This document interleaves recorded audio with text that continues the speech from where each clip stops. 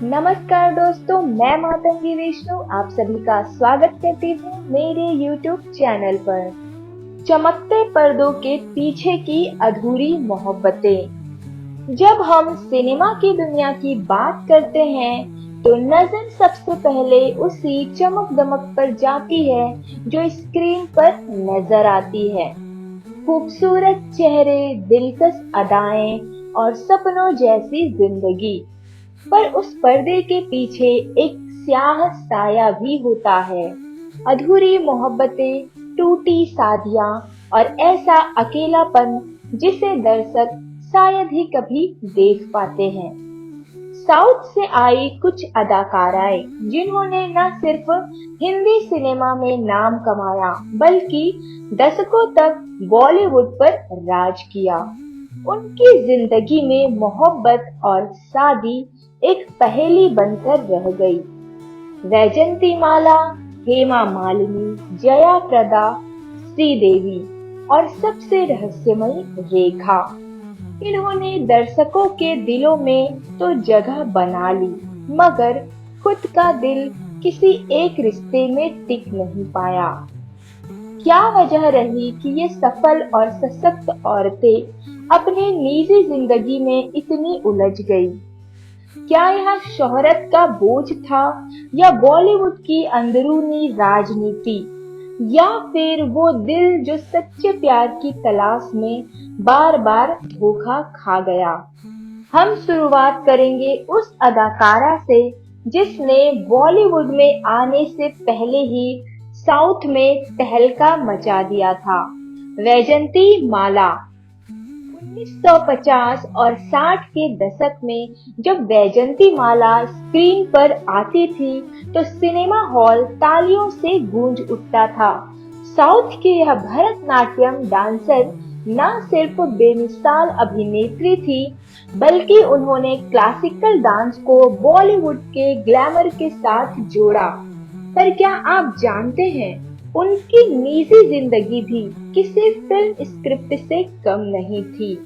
जब संगम और श्री 420 जैसी फिल्में रिलीज हुई तो स्क्रीन पर ही नहीं पर्दे के पीछे भी आग लग चुकी थी। राज कपूर और वैजंती माला की नजदीकियों की चर्चा हर फिल्मी मैगजीन पर थी। राज कपूर उस समय नरगिस से अलग हो चुके थे और वैजंती माला के साथ उनकी केमिस्ट्री हद से ज्यादा दिख रही थी। माना जाता है कि राज कपूर वैजंती माला के लिए बहुत सी हदें पार कर चुके थे। उन्होंने उनके लिए स्टूडियो में खास मेकअप रूम बनवाया था और शूटिंग के दौरान वे लगातार उनके आसपास ही रहते थे।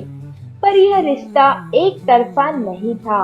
वैजंती माला भी राज कपूर के व्यक्तित्व से प्रभावित थी, उनके चार्म से, उनकी परिपक्वता से।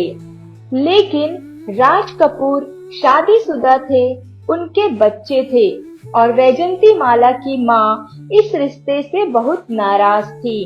उन्होंने साफ कह दिया था कि अगर वैजंती माला को बॉलीवुड में रहना है तो उन्हें खुद की इज्जत और करियर दोनों बचाने होंगे।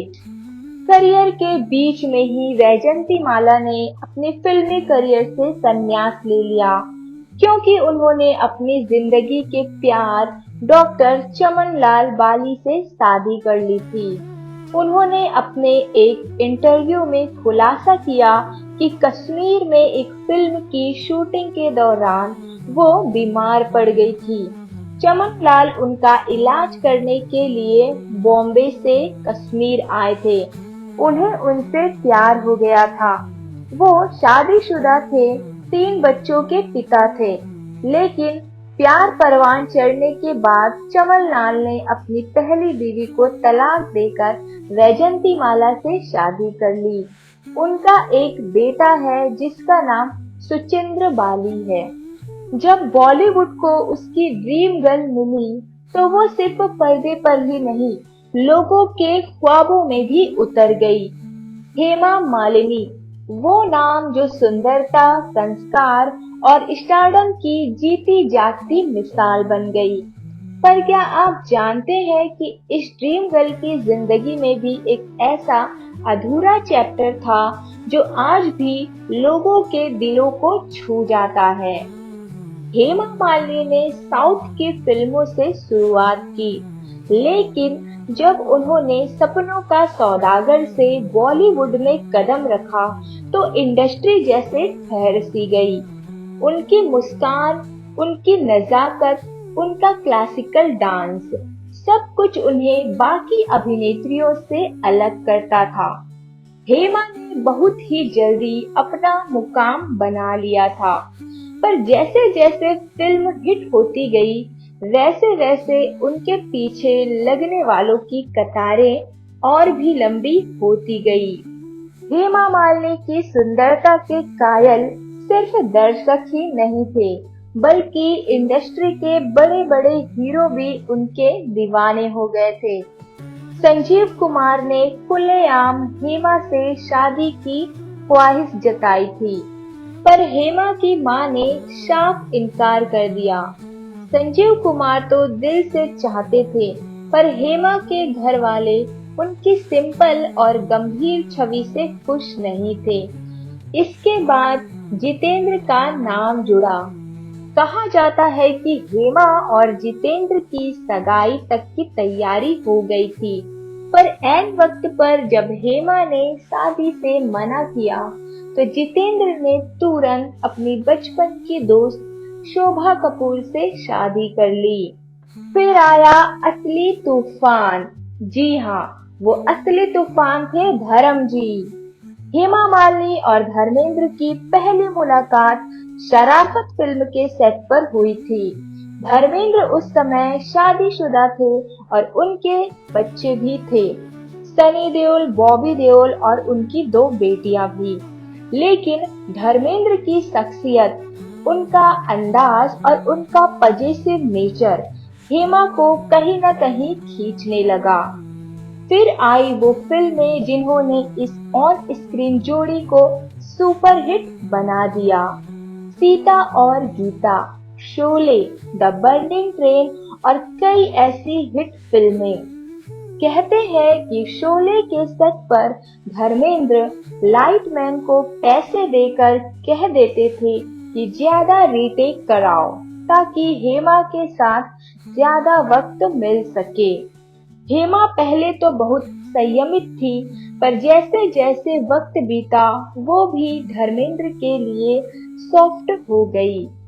हेमा की माँ इस रिश्ते से बिल्कुल नाराज थी। वो नहीं चाहती थी कि उनकी बेटी एक शादीशुदा आदमी के साथ जिंदगी बिताए। इंडस्ट्री भी 2 हिस्सों में बट गई थी। कुछ ने सपोर्ट किया तो कुछ ने ताने मारे। धर्मेंद्र की पहली पत्नी प्रकाश कौर ने मीडिया में कहा था, अगर मेरे पति को दूसरा प्यार चाहिए तो मैं तलाक नहीं दूंगी। मैं खुद को नहीं बदल सकती और ना ही लड़ाई करूंगी। इस बयान ने सबको चौंका दिया था। 1980 के दशक में हेमा और धर्मेंद्र ने चुपचाप शादी कर ली, लेकिन शादी से पहले धर्मेंद्र को इस्लाम धर्म कबूल करना पड़ा, ताकि वे अपनी पहली बीवी को तलाक दिए बिना दूसरी शादी कर सके। धर्मेंद्र बन गए थे दिलावर खान और हेमा बन गई थी आयशा बी। पर दोनों ने फिर भी सार्वजनिक रूप से कभी ज्यादा कुछ नहीं कहा। शादी की पुष्टि भी बहुत बाद में हुई, जब उनकी बेटियां ईसा और आहान पैदा हुई। शादी के बाद भी हेमा ने खुद को धर्मेंद्र के परिवार से बिल्कुल अलग रखा। उन्होंने ना कभी सनी और बॉबी के साथ रिलेशन बनाने की कोशिश की और ना ही धर्मेंद्र की पहली फैमिली में दखल दिया।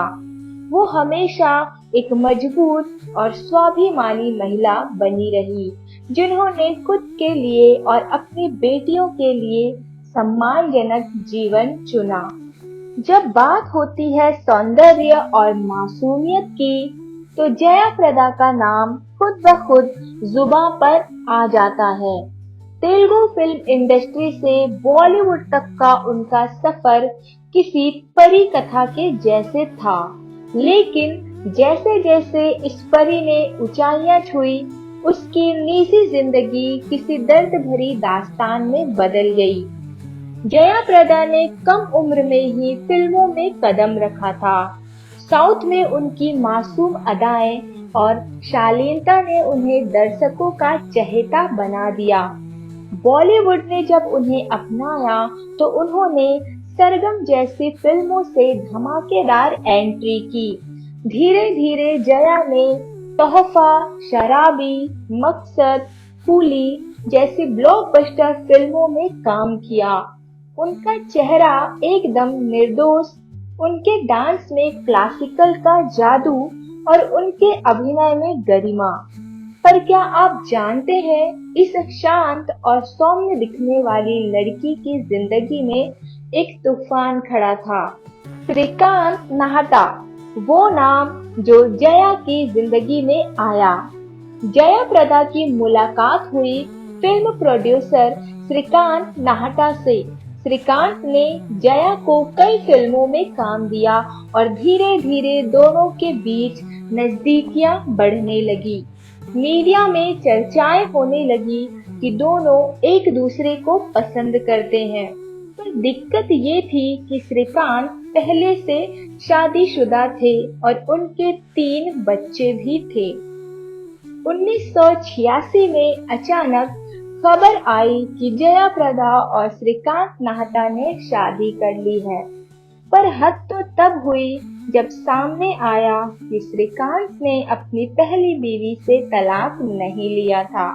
मतलब जया एक ऐसी शादी में गई जहां पहले से एक औरत, बच्चे और रिश्तों का बोझ भी था।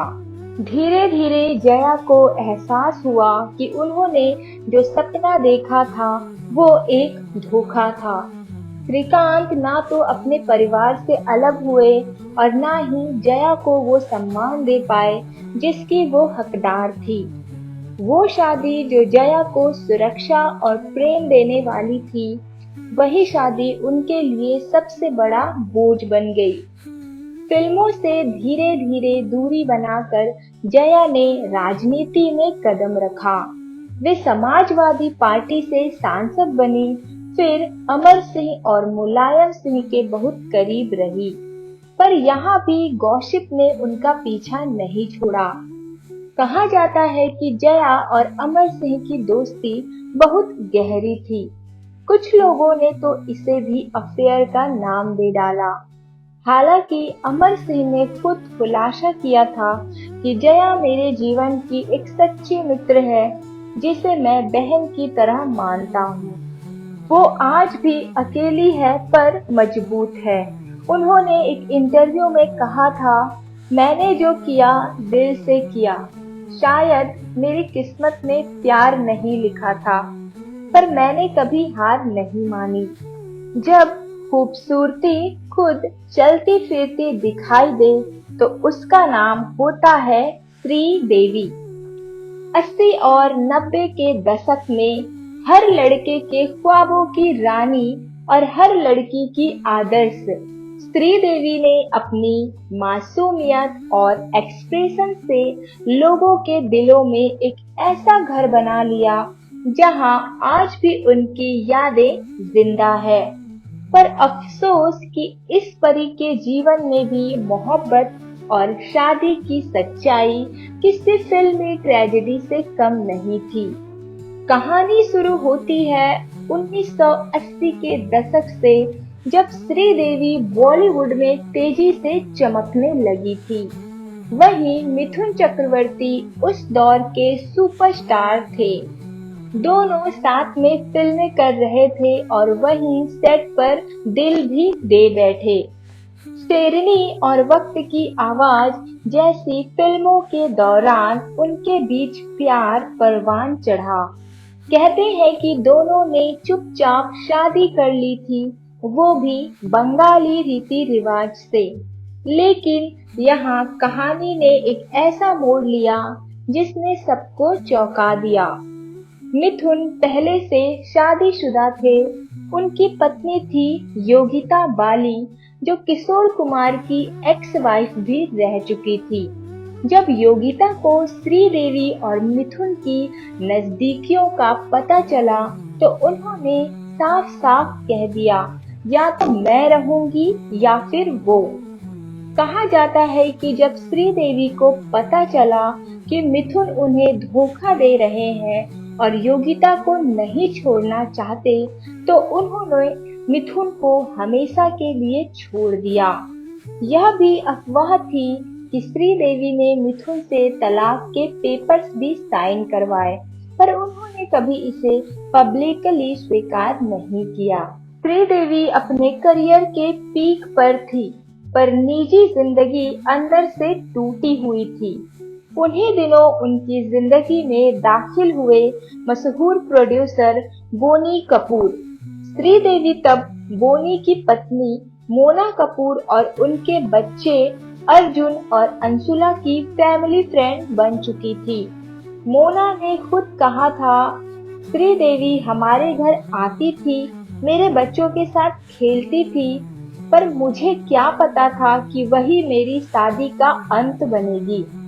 जब श्रीदेवी प्रेग्नेंट हुई, तब उन्होंने और बोनी कपूर ने जल्दबाजी में शादी कर ली। बोनी ने मोना को तलाक दिया और मोना अकेले अपने बच्चों की परवरिश करती रही। अर्जुन कपूर ने बाद में इंटरव्यू में कहा था, मैं श्रीदेवी को कभी मां के तौर पर नहीं देख पाया।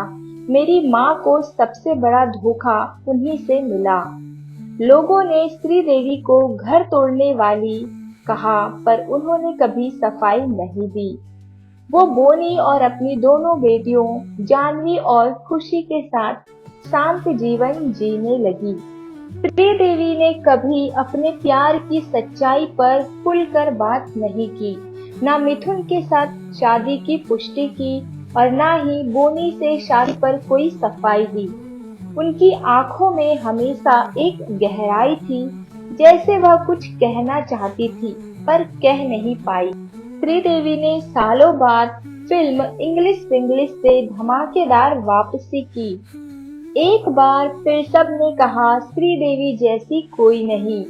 वो जानवी की फिल्म धड़क की तैयारी में लगी थी।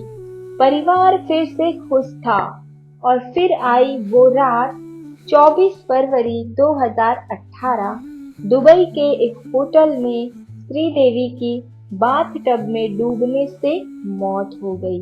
जब भी बॉलीवुड में मोहब्बत की सबसे रहस्यमयी, सबसे दर्द भरी और सबसे चर्चित कहानी का जिक्र होता है, तो सिर्फ एक नाम सामने आता है, रेखा और अमिताभ बच्चन। यह कहानी सिर्फ इश्क की नहीं, ये कहानी है इमोशन, अहंकार, चुप्पी और सिनेमा के सबसे खूबसूरत अधूरी मोहब्बत की। रेखा साउथ से आई थी। उनकी शुरुआती करियर में उन्हें सिर्फ ग्लैमरस, बोल्ड सीन देने वाली लड़की समझा गया, पर धीरे धीरे उन्होंने खुद को तराशा, हिंदी सीखी, अभिनय सुधारा, खुद की स्टाइलिंग बदली और फिर 70 के दशक में उन्होंने जबरदस्त हिट्स देने शुरू कर दिए। वहीं दूसरी तरफ Amitabh Bachchan angry young man industry के सुपरस्टार बन चुके थे। 1976 में आई फिल्म दो अनजाने, यही वह सेट था जहां रेखा और अमिताभ पहली बार करीब आए। रेखा को अमिताभ का प्रोफेशनल रवैया बहुत पसंद आया।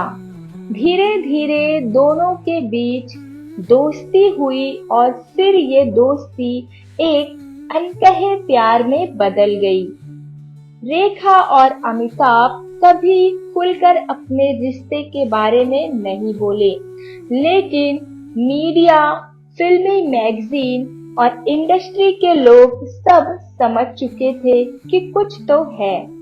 कई रिपोर्ट्स के मुताबिक रेखा अमिताभ के हर आउटडोर शूट में जाती थी, उनके साथ ज्यादा वक्त बिताने की कोशिश करती थी। पर उस वक्त एक सच्चाई और थी। अमिताभ बच्चन शादीशुदा थे और उनकी पत्नी थी जया बच्चन। एक फिल्म की शूटिंग के दौरान एक जूनियर एक्टर ने रेखा से बदतमीजी की। कहा जाता है कि अमिताभ इतने नाराज हुए कि उस एक्टर को थप्पड़ मार दिया और शूटिंग रोक दी। यही वो लम्हा था जब रेखा को यकीन हो गया वो मुझसे प्यार करते हैं। पर अमिताभ ने कभी अपने इश्क को स्वीकार नहीं किया, ना मीडिया में ना रेखा के सामने। सिलसिला फिल्म में रील और रियल का टकराव। 1981 में आई फिल्म सिलसिला एक शादीशुदा आदमी की कहानी थी जो अपनी बीवी से दूर होकर एक पुरानी प्रेमिका के करीब चला जाता है। अब सोचिए, बीवी का रोल निभा रही थी जया बच्चन, प्रेमिका का रोल कर रही थी रेखा और पति का रोल निभा रहे थे अमिताभ बच्चन खुद। यह फिल्म जैसे उनकी असल जिंदगी का पर्दा बन गई थी। सिलसिला के रिलीज के कुछ महीने बाद एक अवार्ड फंक्शन में रेखा सफेद साड़ी पहनकर आई और मांग में सिंदूर भरा हुआ था। पूरे बॉलीवुड में खलबली मच गई। सबका एक ही सवाल था, रेखा किसके नाम का सिंदूर लगा रही है?